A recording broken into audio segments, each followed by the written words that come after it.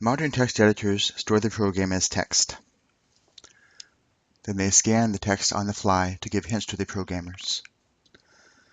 This causes glitches, makes the editor freeze up, and they can't supply facilities to the programmer that they would like to. Our text editor stores the program in an internal format and emits text as needed.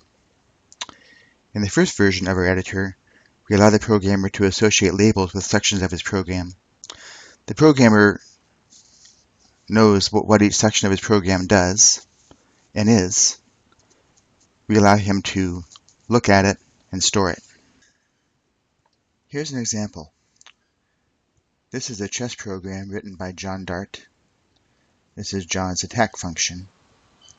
You pass the attack function a target spot that has one of your pieces on it, let's say we're white for example, and it passes back a list of launch spots where black pieces can attack us from.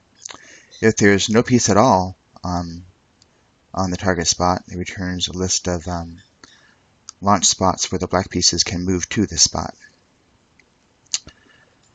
Maybe you've forgotten how pawns move.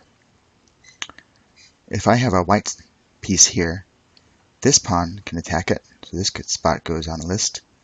And this pawn can attack it, so this spot goes on the list. But this pawn can't attack it because you can't attack forward.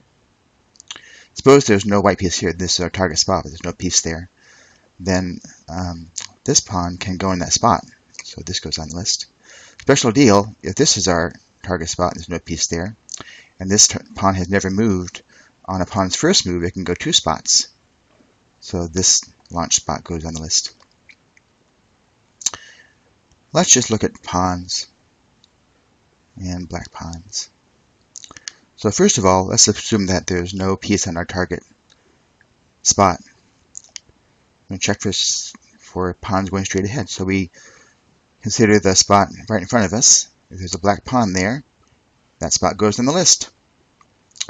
And if a pawn can move from home, you know that 2-move deal, that spot goes on the list. There's a little more detail there. It has to be 4 rows, the target spot has to be 4 rows out. Has to be nothing in the way, and the pawn can't have ever been moved. And the other case is that there's a white piece in that target spot. So we check for a pawn being right ahead of us and to the left, and that spot goes on the list. Or we check for a pawn being ahead of us and to the right, and that spot goes on the list.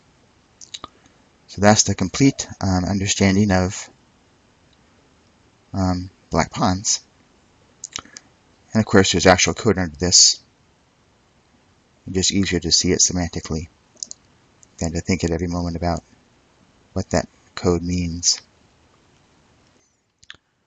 For the last decade or two, people have been promising that we could write a program once and run it on any platform. In the last year or two, Intel made good on the promise with their Node WebKit project. We can enter a lot of markets with very little incremental cost.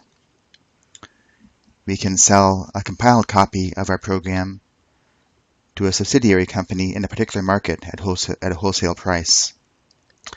If a guy in Pakistan is a Macintosh enthusiast, he can package our program for the Pakistani market and talk it up at his local Macintosh users group.